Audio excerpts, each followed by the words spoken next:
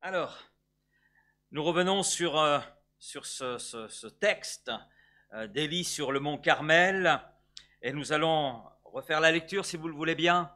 1 Roi chapitre 18 versets 20 à 40. Donc le mont Carmel, c'est la montagne des confrontations. Donc 1 Roi chapitre 18 à partir du verset 20. Akab c'est le roi d'Israël à ce moment-là, Akab envoya des messagers vers tous les enfants d'Israël.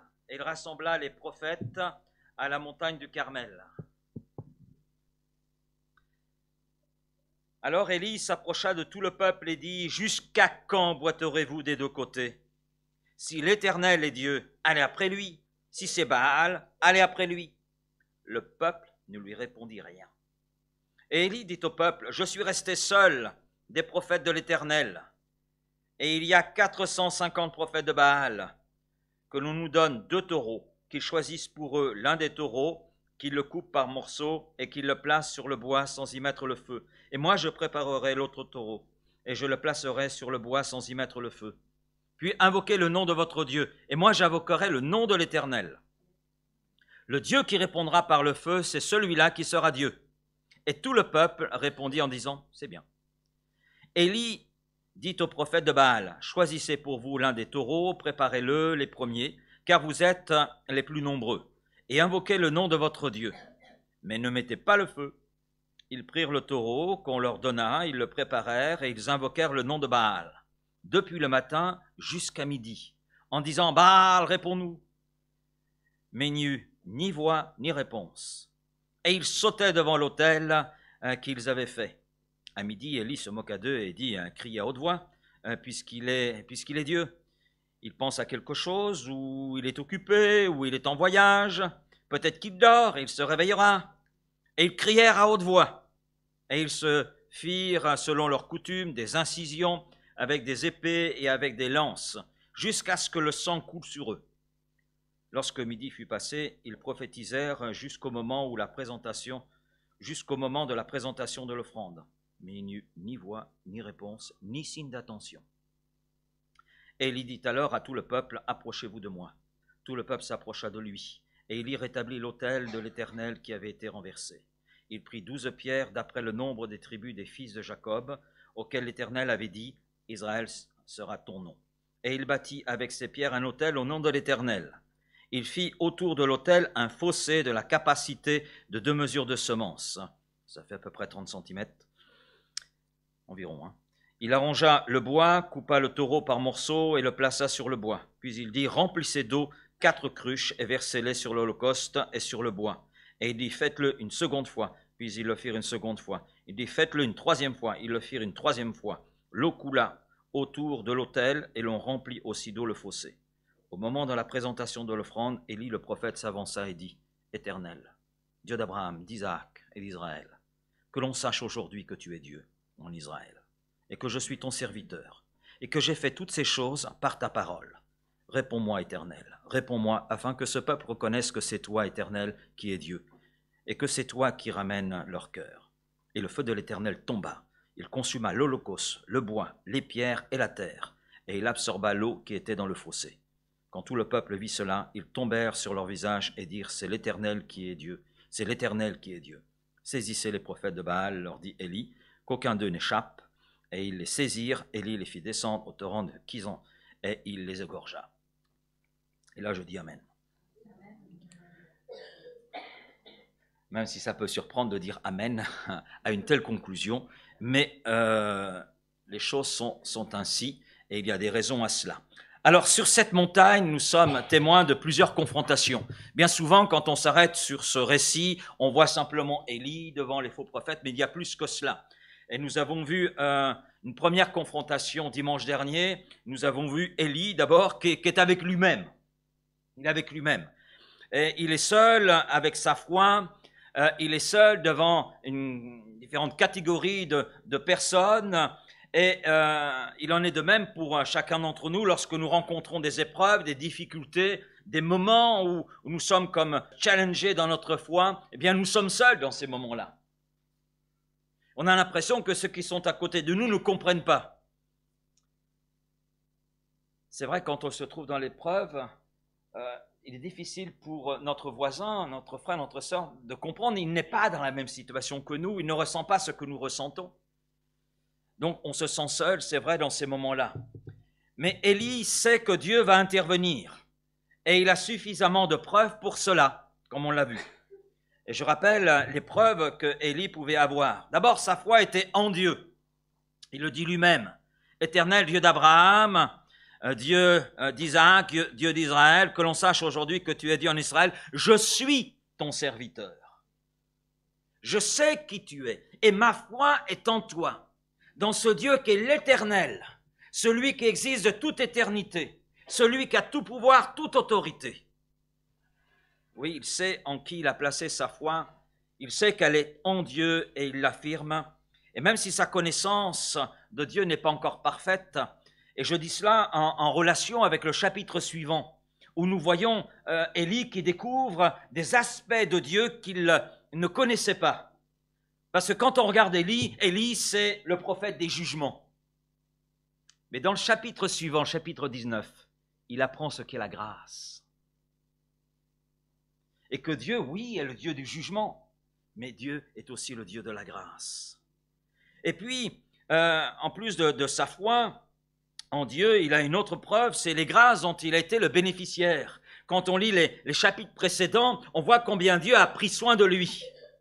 Et Dieu l'a même protégé, puisque Akab le roi, cherchait à l'atteindre, parce qu'il avait prophétisé la famine. Il ne tombera plus de pluie. Et bien sûr, la famine était grande en Samarie, nous dit le texte. Et le roi a cherché à attraper Élie.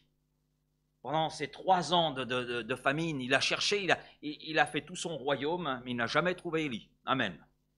Je dis amen à cela.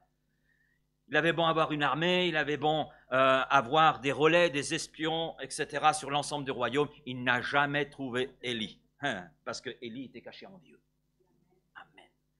Et ça, c'était une preuve que Dieu allait intervenir. Et puis, il y a la parole de Dieu qui lui était adressée. Il le dit lui-même, je fais ces choses, toutes ces choses, sur ta parole. C'est ta parole que j'exécute. Et nous aussi, nous avons la parole écrite de Dieu. Amen. La Bible, ce livre que nous avons entre les mains, c'est plus qu'un livre, c'est une véritable bibliothèque, mais c'est le cœur de Dieu. C'est le cœur de Dieu. Ouvrir la Bible, c'est entrer dans la connaissance de qui est Dieu. C'est le découvrir lui, découvrir son cœur, découvrir son amour, sa puissance. Et puis cette parole est une parole vivante. Ce n'est pas un livre mort, c'est une parole vivante, une parole efficace qui sait apporter à notre cœur, à notre âme ce qu'il convient. Et puis Élie a l'onction du Saint-Esprit sur sa vie. Vous connaissez le prophète Élisée qui va prendre la suite. Il a demandé quoi? Une double portion de l'Esprit qui était sur Élie. Et donc on reconnaissait l'Esprit qui était là sur Élie. Et en ce qui nous concerne, nous sommes le temple de Dieu où le Saint-Esprit vient résider. Amen.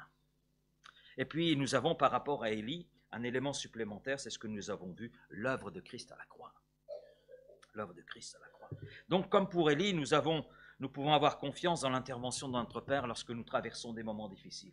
Nous avons toutes les preuves de la part de Dieu qui viennent montrer que quoi qu'il nous arrive, dans la mesure où nous tenons sa main, il est avec nous et il ne nous abandonne pas. Il y a une deuxième confrontation, la confrontation avec le roi Akab et son armée. Et Akab, nous l'avons vu, c'est une image du monde, de son prince Satan, et nous y sommes confrontés au quotidien. Et concernant le monde qui nous environne et l'esprit qui agit dans ce monde, l'apôtre Jean, dans sa première épître, déclare « Tout ce qui est né de Dieu, tout ce qui est né de Dieu triomphe du monde. Et la victoire qui triomphe du monde, c'est notre foi. Amen. » Et concernant Satan, le prince de ce siècle, eh bien Christ l'a vaincu par sa mort. Et plus encore, l'apôtre Paul, dans Colossiens 2,15, dit « Il a dépouillé les dominations. » Christ, par sa mort sur la croix, a dépouillé les dominations, les autorités. Il les a livrées publiquement en spectacle et il a triomphé d'elles par sa mort. Amen. Donc, Élie est non seulement confronté à lui-même, mais il est aussi confronté à Akab et son armée. Mais il y a plus que cela. Élie est également confronté à de faux prophètes. Il est là devant un certain nombre de faux prophètes. Ils sont 450.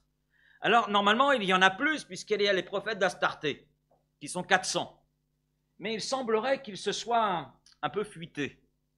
Un peu fuités. Ils ont certainement senti le vent venir. Amen.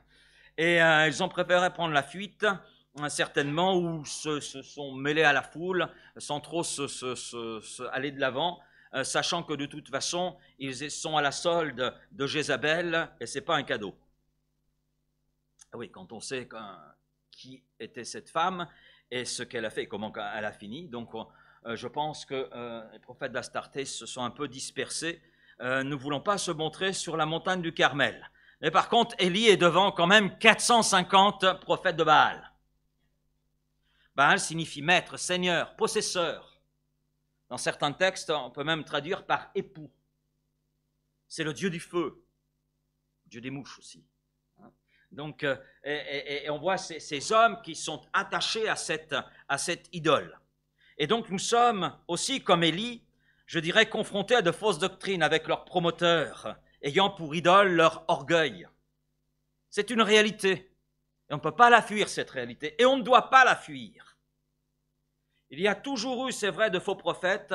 Nous voyons cela dans l'Ancien Testament, avec ce texte d'Élie, mais on le voit aussi dans le Nouveau Testament, au temps de l'apôtre Paul, au temps de l'apôtre Jean, au temps de l'apôtre Pierre. Il y avait aussi de ces faux prophètes, et ces hommes de Dieu ont même averti leurs contemporains en disant « Sachez qu'il viendra des hommes avec un cœur tortueux, ayant pour but de vous éloigner de la vérité avec leurs mensonges. » Rien n'a changé. Nous avons aujourd'hui une prolifération d'hommes et de femmes avec des titres ronflants.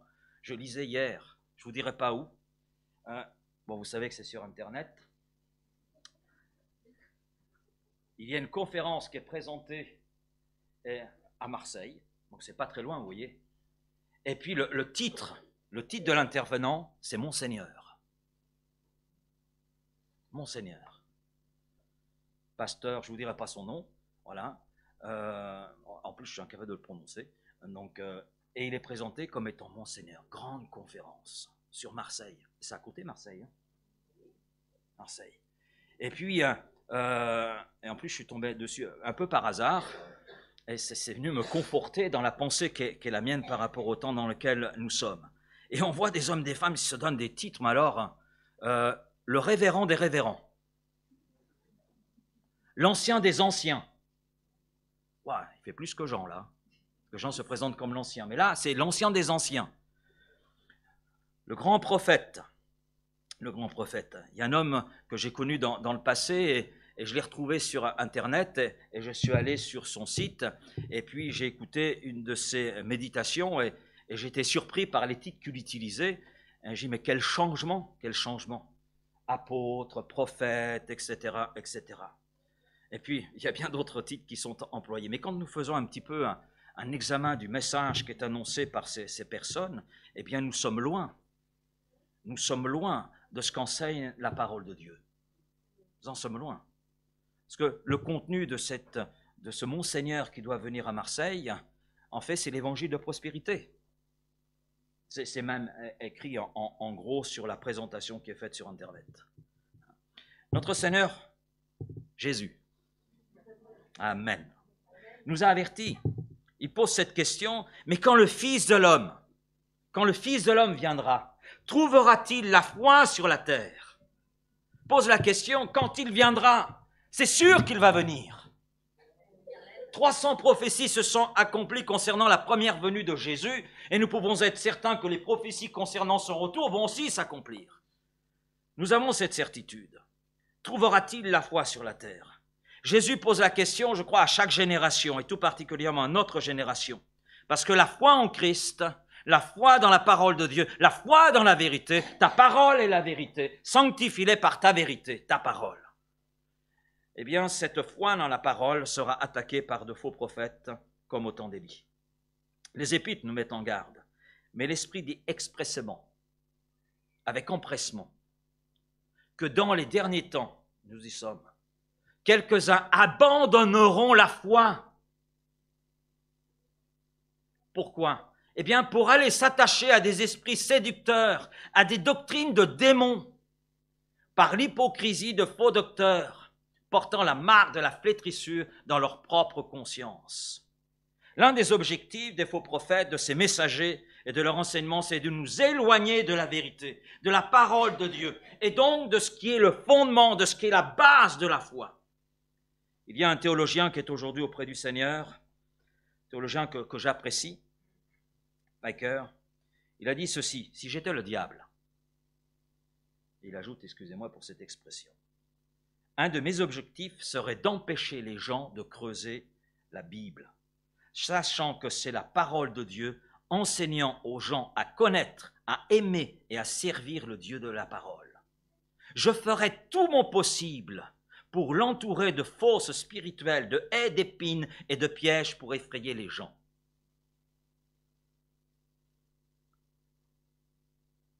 Le diable accomplit ce travail, effectivement. Ce travail de sape, et il trouve des messagers pour cela. 2 Pierre, chapitre 2, verset 1, « Il y eut parmi le peuple de faux prophètes, et il y en aura de même parmi vous. » Il y aura de faux docteurs. Ah, le titre de docteur, aïe, aïe, aïe. Qui introduiront des sectes pernicieuses, et qui, reniant le maître qui les a rachetés, attireront sur eux une ruine soudaine et un jugement. C'est pour cela que l'apôtre Jacques dit qu'il n'y en ait pas un grand nombre qui enseigne, parce que celui qui enseigne sera jugé plus sévèrement que les autres. Et c'est sérieux. Et nous voyons aujourd'hui pleuvoir de plus en plus de fausses doctrines via les réseaux sociaux, entre autres. Elles s'infiltrent partout. Et elles peuvent s'infiltrer, vous savez pourquoi? Parce que nous sommes dans un désert spirituel résultant de la méconnaissance de la parole de Dieu. Et comme nous l'avons vu sur plusieurs jeudis soirs dans le cadre de notre étude sur ce que la Bible enseigne sur la Bible, ce que la Bible dit sur la Bible, nous avons constaté, un sondage a été fait en mars 2022 en France, les Français et la Bible, il y a un recul très net dans notre pays concernant la connaissance de la parole de Dieu. Et ce désert, le diable sait l'exploiter. Que ce ne soit pas un désert dans nos vies. Alors on peut se poser, mais pourquoi tout cela doit arriver? L'apôtre Paul nous apporte une réponse. Car il faut qu'il y ait des sectes parmi vous, afin que ceux qui sont approuvés soient reconnus comme tels au milieu de vous. C'est-à-dire que Christ fait le tri au sein de son Église. Il fait le tri. Car il faut qu'il y ait aussi des sectes parmi vous, afin que ceux qui sont approuvés soient reconnus, soient visibles. Soit reconnu comme tel au milieu de vous. Amen. En Acte 20, Paul, avant de faire ses adieux aux anciens d'Éphèse, il leur dit que l'une des tâches principales qui leur incombe, c'est de protéger l'Église, d'être attentif, d'être vigilant contre tout enseignement erroné et faux dans l'Église. Et c'est notre responsabilité. C'est la responsabilité de Bernard, c'est ma responsabilité, c'est la responsabilité des frères dans l'Église. C'est la responsabilité de Sauveur, c'est la responsabilité de David. C'est notre responsabilité de veiller à ce que la parole de Dieu demeure parole de Dieu au milieu de nous. Et qu'elle ne soit pas souillée. On n'a rien à y ajouter, on n'a rien à retrancher. Et l'apôtre Paul pouvait dire, je vous enseignais toute la vérité, je ne vous ai rien caché. Et nous voulons être sur cette ligne. Et Paul, à l'église de Rome, dira ceci: je vous exhorte, frères, à prendre garde à ceux qui causent des divisions et des scandales au préjudice de l'enseignement que vous avez reçu. Éloignez-vous d'eux, car de tels hommes ne servent point Christ notre Seigneur, mais leur propre ventre, et par des paroles douces et flatteuses, ils séduisent les cœurs des simples. Et c'est très intéressant parce que lorsque nous regardons, on revient sur le Carmel, lorsque nous regardons le portrait des faux prophètes qui se trouve là en face d'Élie, eh bien nous trouvons le portrait des faux prophètes que nous avons aujourd'hui au milieu de nous. Et qui sèment le trouble dans l'Église de Jésus-Christ, qui sèment le trouble au milieu de la population. Il nous est dit tout d'abord, les concernant, slide suivant, s'il te plaît, ils sont nombreux. En effet, ils sont 450. 450 faux prophètes. Élie, il est tout seul. 450, ça représente une foule. Et de même, les faux prophètes aujourd'hui quand on suit un petit peu l'actualité théologique, l'actualité évangélique, on est là surpris du nombre de gens, de faux prophètes qui viennent avec des cartes de visite, mais alors elles sont magnifiques avec des titres comme je les ai cités tout à l'heure. Ça impressionne les plus crédules. Mais ça ne doit pas nous impressionner. Ça ne doit pas nous impressionner. C'est pas parce qu'on peut avoir un doctorat en théologie que ça fait de nous quelqu'un de supérieur. Non, ça doit nous conduire à l'humilité. Et puis, non seulement il se présente avec de beaux titres, bishop. Alors ça, c'est un titre qui devient à la mode en France. Et j'ai même lu le bishop des bishops, donc qui est archibishop. Voilà, donc on a plein de titres comme cela, mais tout cela sème une confusion parce qu'en réalité, ces gens se sont autoproclamés. Parce que ces faux prophètes sont à la solde de Jézabel. C'est Jézabel qui les a introduits. C'est Jézabel qui assure leur subsistance. Oui, les faux prophètes, les gens de ce type étaient nombreux. Nombreux au temps d'Élie, sont nombreux aujourd'hui. Il nous est dit qu'ils sont armés. Et ils crièrent à haute voix, ils se firent, selon leur coutume, des incisions, des épées avec des épées et avec des lances, jusqu'à ce que le sang coulât sur eux. Oh, c'est impressionnant, hein, non? Et c'est vrai, les faux prophètes qui sont là aujourd'hui sont bien armés. Ils sont armés de paroles de séduction, d'un discours chatouillant l'oreille de tous ceux pour qui obéir à la parole de Dieu, c'est pénible, c'est difficile.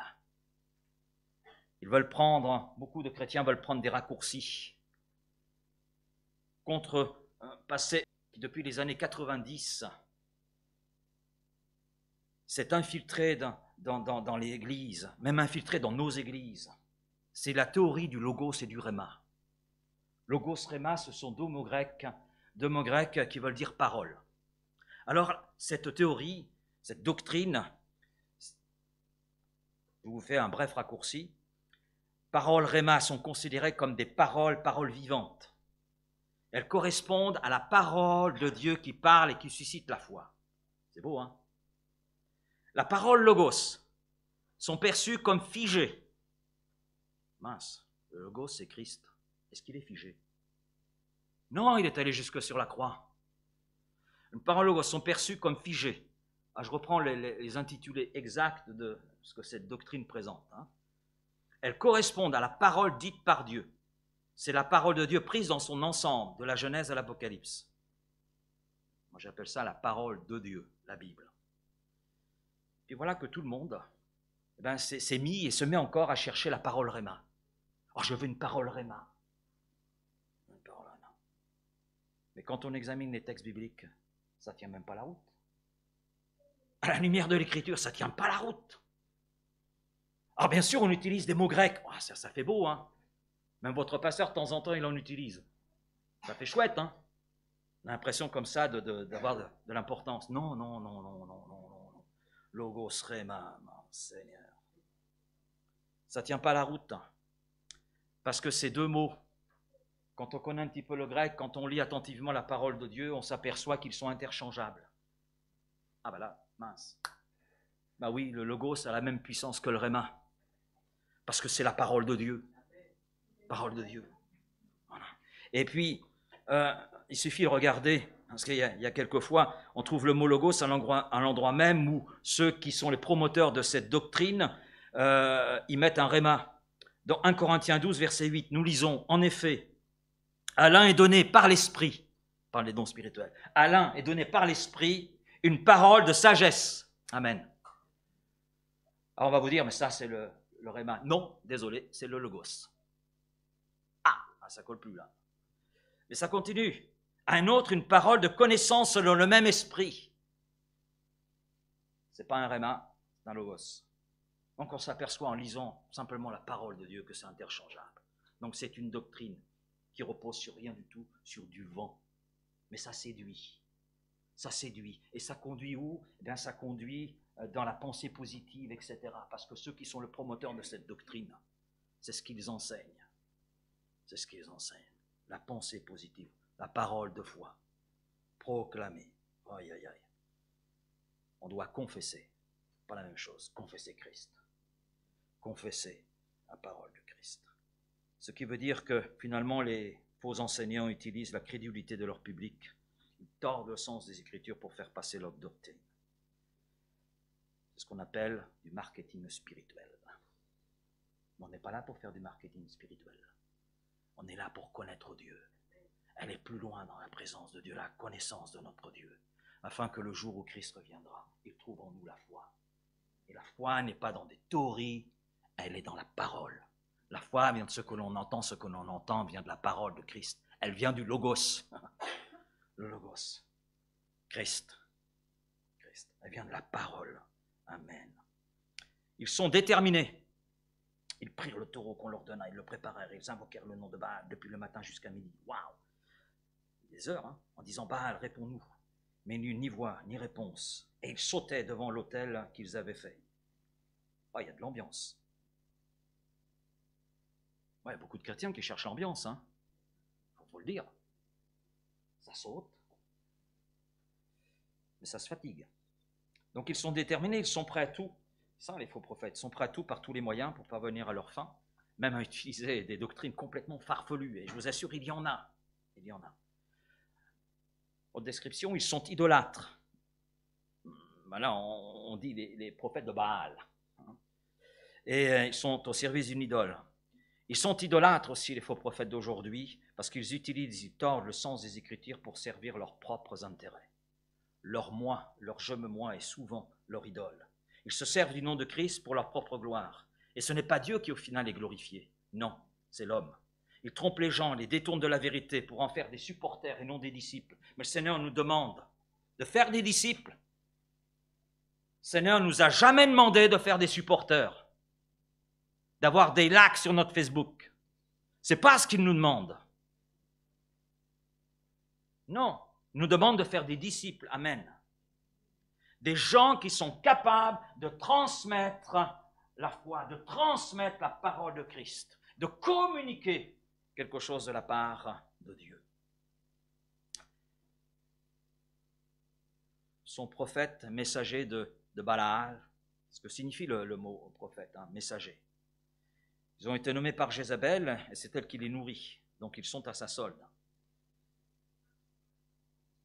Et en tant que prophète, ce sont des personnes qui enseignent ce que Jézabel veut voir être enseigné au sein du peuple. Et ce sont des gens qui sont conscients, c'est ça qui est terrible, ce sont des gens qui sont conscients de ce qu'ils font et où ils conduisent le peuple. Et tous ceux qui véhiculent de fausses doctrines savent ce qu'ils font. Ils savent que ce n'est pas la vérité. Il y a peu de temps de cela, il y a deux personnes très connues dans tous les milieux chrétiens évangéliques, qui ont reconnu avoir prêché certaines doctrines, d'avoir publié à travers des livres aussi certaines doctrines, avoir véhiculé certaines théories qui ne sont pas bibliques.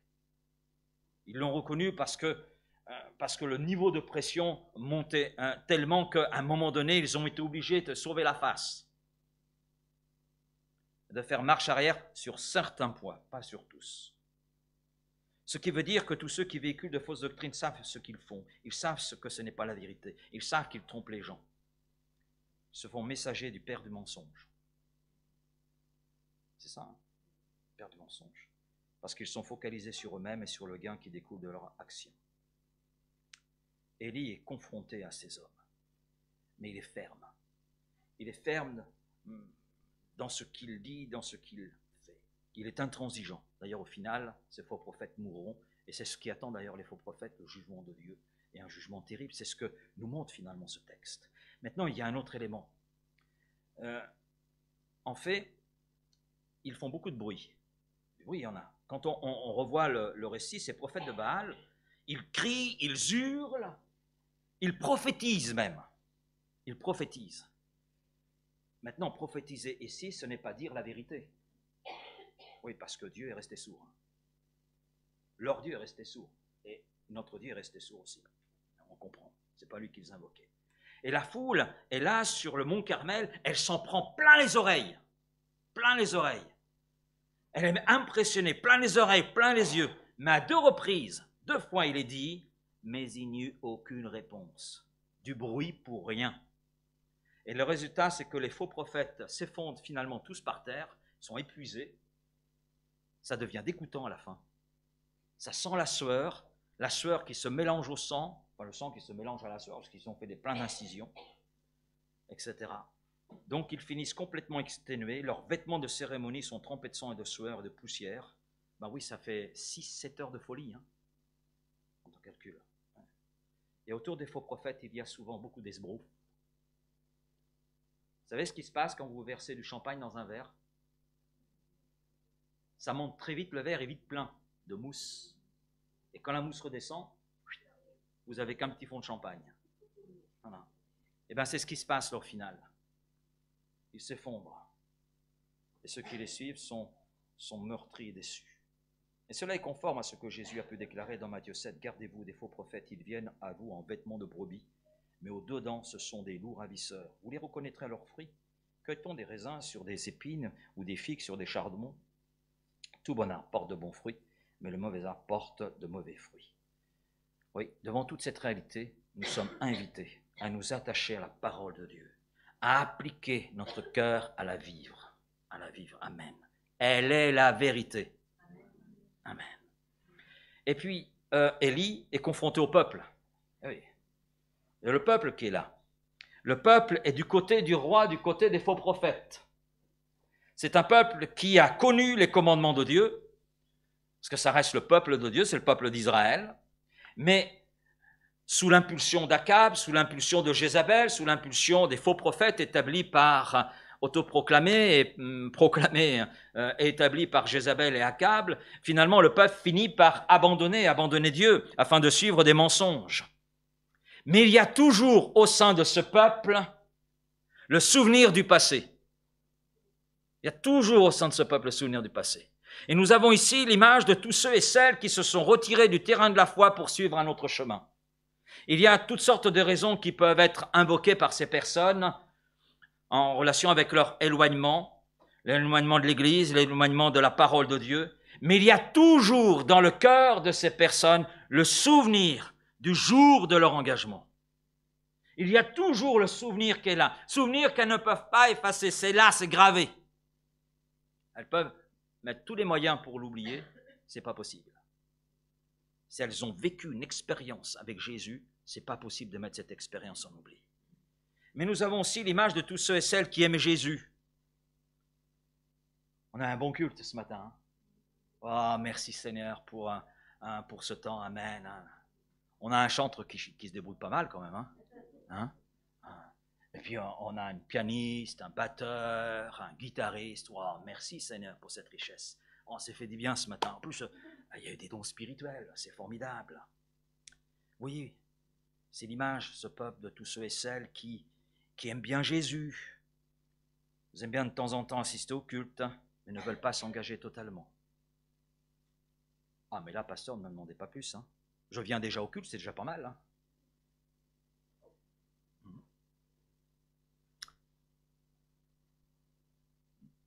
Elles ne veulent pas s'engager totalement avec Christ parce qu'elles ont peur de perdre leur liberté. Parfois, c'est plus que cela. Elles coucounent. Vous savez ce que veut dire coucouner? Hein? Elles coucounent leur péché. Parce que s'il n'y avait pas un aspect séduisant dans le péché, il est évident que tout le monde serait effrayé par le péché. Mais comme il y a un aspect séduisant, quelquefois on le coucoune, le péché. On en prend soin. Ça se transforme en doudou. Mais le salaire du péché, c'est la mort. Hein. Ça, c'est aussi simple et clair que cela. Et non, on a des gens comme cela, qui vivent dans l'illusion. Parce qu'en fait, la liberté, nous l'avons en Christ. C'est pour la liberté que Christ nous a franchis, dit Paul aux Galates. C'est Christ qui nous a franchis. C'est Christ qui nous libère. C'est Christ qui nous donne cette liberté. Amen. Moi, je suis libre ce matin. Et je n'ai pas honte de le dire. Parce que Christ habite mon cœur. Christ habite ma vie. Et je suis heureux de le servir. Et vous? Donc on a des personnes comme ça qui sont presque sauvées, mais totalement perdues en fait. Et Élie confronte le peuple. Alors Élie s'approcha de tout le peuple et dit: jusqu'à quand clocherez-vous de deux côtés? Si l'Éternel est Dieu, allez après lui, et si c'est Baal, allez après lui. Le peuple ne répondit rien. Alors, Élie pousse un peu ce peuple, il insiste. Le Dieu qui répondra par le feu, celui-là qui sera Dieu. Et tout le peuple répondit en disant, c'est bien.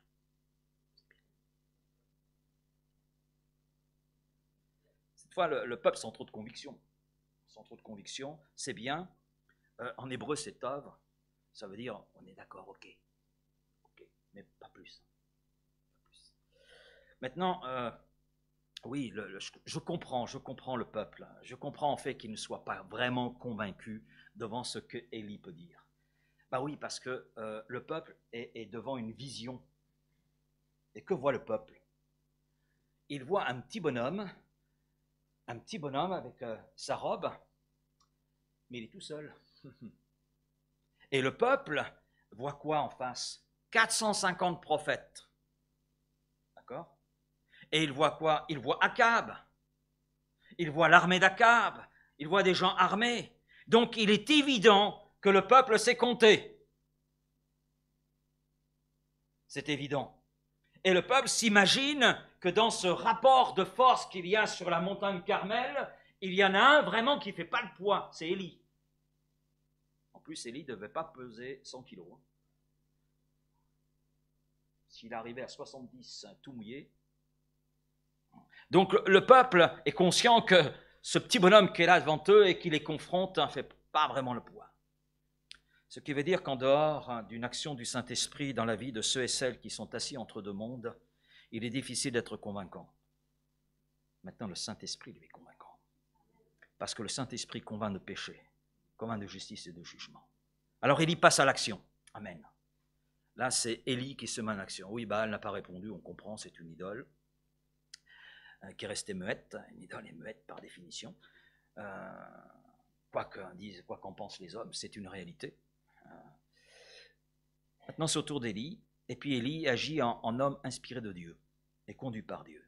Il commence par rétablir l'autel de l'Éternel qui a été détruit. Il place Dieu au centre. Il place Dieu au centre du défi. Il place Dieu au centre de cette confrontation, de ces confrontations dans lesquelles il se trouve. Et je crois qu'une vie victorieuse, eh bien, est une vie dont Dieu est au centre, dont Dieu est la priorité. Fais de l'Éternel tes délices. Et il restera sourd aux prières de ton cœur. Non, c'est pas ça. C'est quoi alors? Oui, fais de l'Éternel tes délices. Place-le au centre de ta vie et il te donnera tout ce que ton cœur désire. Marc 6, 33. Cherchez premièrement le royaume de Dieu et la justice de Dieu, c'est-à-dire à appliquer ce que Dieu nous enseigne à travers sa parole, et à partir de là, toutes ces choses qui sont nécessaires à ta vie te seront données comme un plus. Amen. Et je crois que l'autel de l'Éternel renversé et rétabli symbolise aussi la prédication de la croix.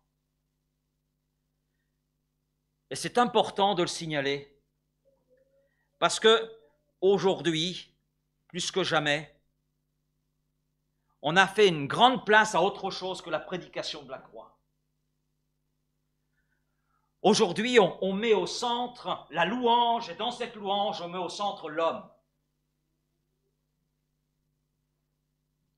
C'est devenu, je dirais, ces dernières années, un grand sujet de préoccupation. Quand on voit toute la prolifération de séminaires sur la louange, etc., et je pose la question, mais où est l'autel? Où est l'autel? Oui, Dieu veut faire de nous des adorateurs en esprit et en vérité. Amen. Alors je ne dis pas que la louange c'est mauvais, etc. Attention. Je dis simplement qu'il y a des dangers devant lesquels nous sommes, devant lesquels on était placés dans le passé, devant lesquels nous sommes placés aujourd'hui. Et je dis que la louange, sans la prédication de la croix, sans l'autel au milieu de l'Église, sans l'autel placé dans nos cœurs, dans nos vies, ce n'est que du bruit. À l'exemple de ce que nous voyons sur le Carmel. C'est du bruit, c'est du vent, c'est de la mousse. Ça fatigue les oreilles, ça fatigue les cœurs. Paul dira ceci à l'église de Corinthe, car je n'ai pas eu la pensée de savoir parmi vous autre chose que Jésus-Christ et Jésus-Christ crucifié. Et un petit peu avant, il dit, car la prédication de la croix, c'est une folie pour ceux qui périssent. Mais pour nous qui sommes sauvés, elle est une puissance de Dieu. Amen. La puissance qui transforme les vies, elle est en Christ. La puissance qui transforme les vies, elle est en Christ et dans l'œuvre que Christ a accomplie. Elle est là dans ce que Christ a accompli sur le bois de la croix. Et ce que Christ est, ce que Christ a fait, doit être le cœur même de la prédication. Parce qu'en dehors de cela, c'est du vent. C'est de la mousse. Parce que si une vie n'est pas transformée, si Christ n'est pas au centre, mais alors la louange, c'est quoi? Ce sont des paroles qui ne vont pas bousculer le royaume de Dieu. Ça, c'est évident. S'il n'y a pas cela, c'est que du vent. Et puis, Élie prépare le sacrifice. Il découpe le taureau en morceaux. Et là, on a l'image d'une vie qui est totalement offerte à Dieu. Totalement offerte à Dieu.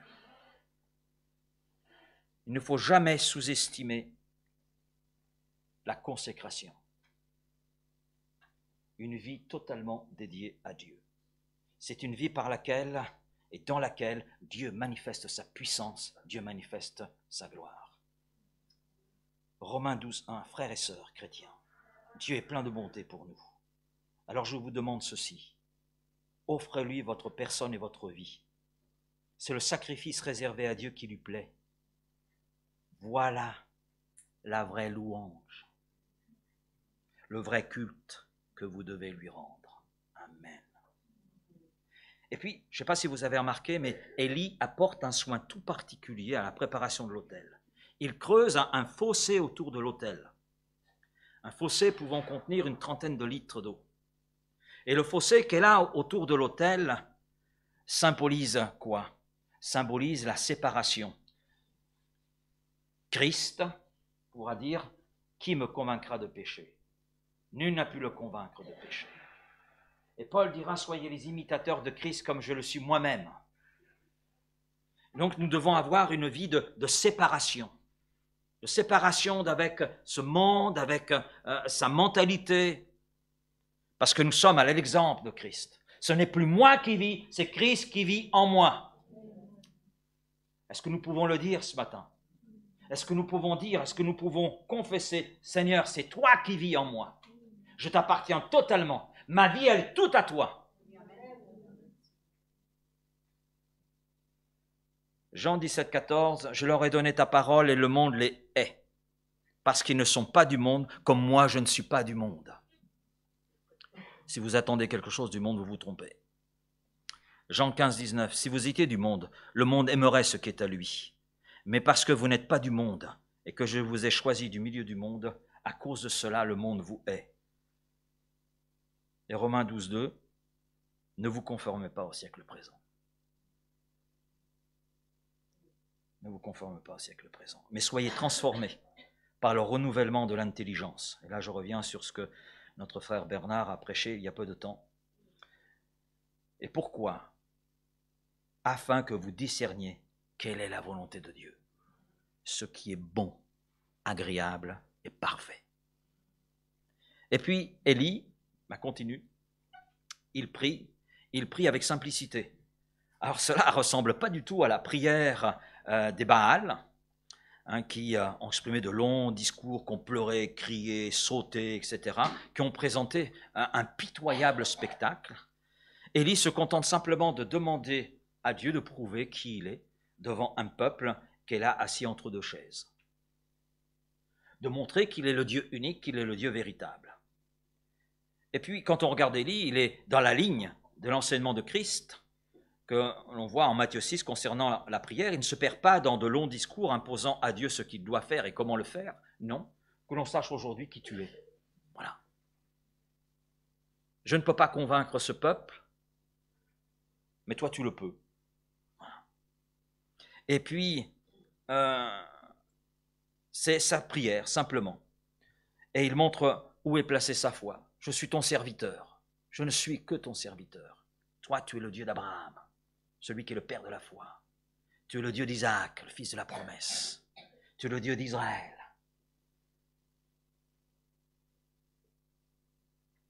Et puis il y termine sa prière, et là Dieu intervient. Et le feu de l'Éternel tomba, et il consuma l'holocauste, le bois, les pierres et la terre. Et il absorba l'eau qui était dans le fossé. Quand tout le peuple vit cela, ils tombèrent sur leur visage. Est-ce qu'il pouvait en être autrement? Et dire, c'est l'Éternel qui est Dieu, c'est l'Éternel qui est Dieu. Tiens, un peuple qui parle. De muet qu'il était, placé devant l'évidence de la puissance, de l'autorité de Dieu, c'est un peuple qui parle. Et c'est vrai que le feu du ciel est une image du jugement de Dieu, mais quand on lit la parole de Dieu, on s'aperçoit que le feu, c'est aussi une image du Saint-Esprit. Amen. Acte 2, versets 1 à 4. L'image du Saint-Esprit qui voilà se déverser sur le peuple de Dieu. Amen. Oui, plus d'amen ce matin. Le Saint-Esprit veut descendre sur nos vies, amen, comme un feu. Dévorer ce qui est à dévorer dans nos vies. Parce que le Saint-Esprit est l'esprit de sanctification. Il vous conduira dans la connaissance de Dieu. Il vous rappellera tout ce que je vous enseignais. Et nous avons besoin du Saint-Esprit, besoin de son œuvre dans nos vies, besoin d'être accompagnés par lui, parce qu'on a bien des imperfections. Élie était un homme de la même nature que nous, et on voit dans les récits le concernant qu'il a montré bien des faiblesses, bien des imperfections. Il en est de même pour nous. Et si l'onction était sur Élie, à combien plus forte raison nous avons besoin, nous aussi, du Saint-Esprit dans nos vies. Et ça, c'est une promesse qui est accessible pour tous ceux qui appartiennent à Christ. Mais on s'aperçoit que le feu du ciel est descendu après que l'autel soit rétabli et après que le fossé soit creusé.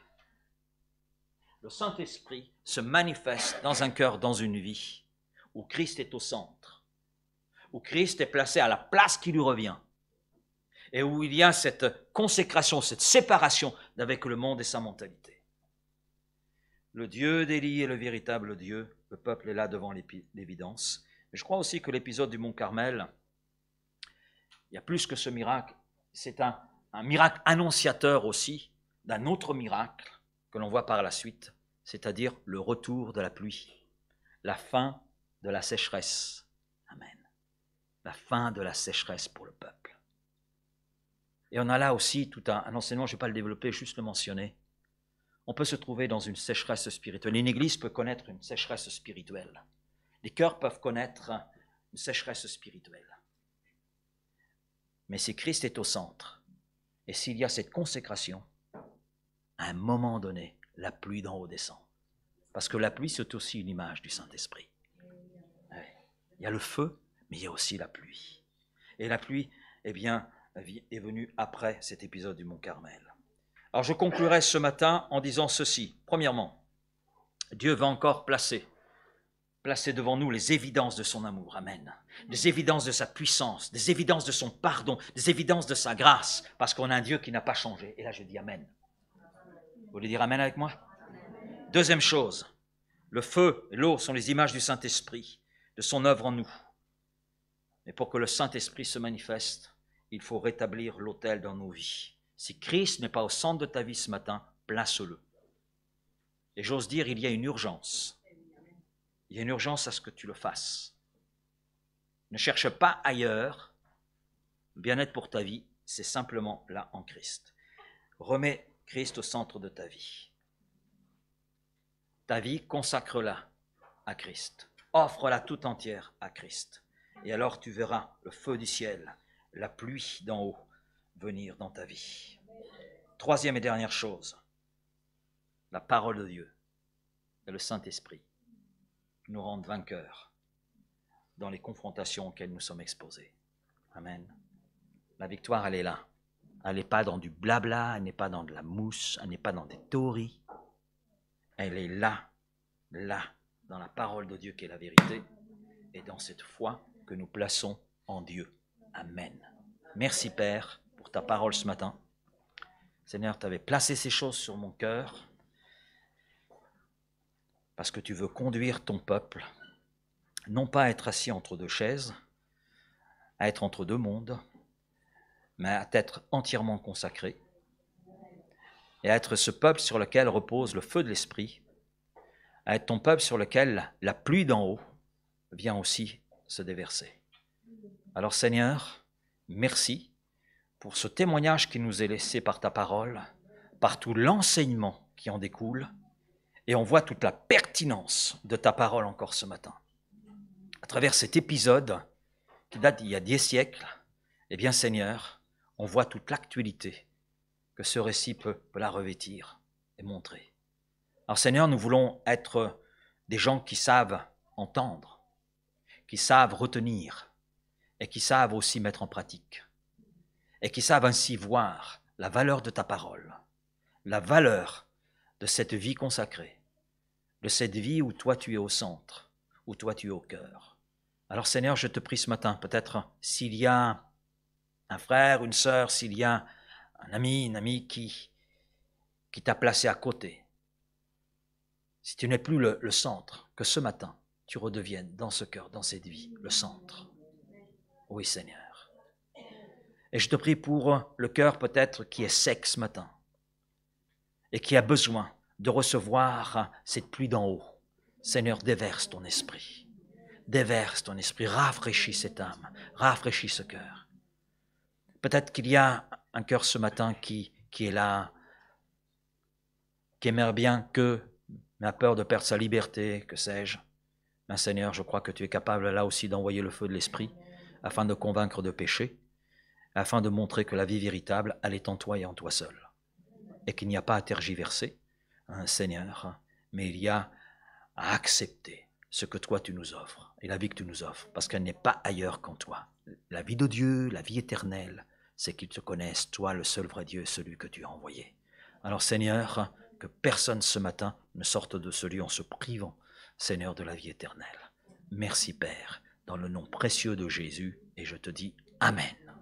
Amen. Amen.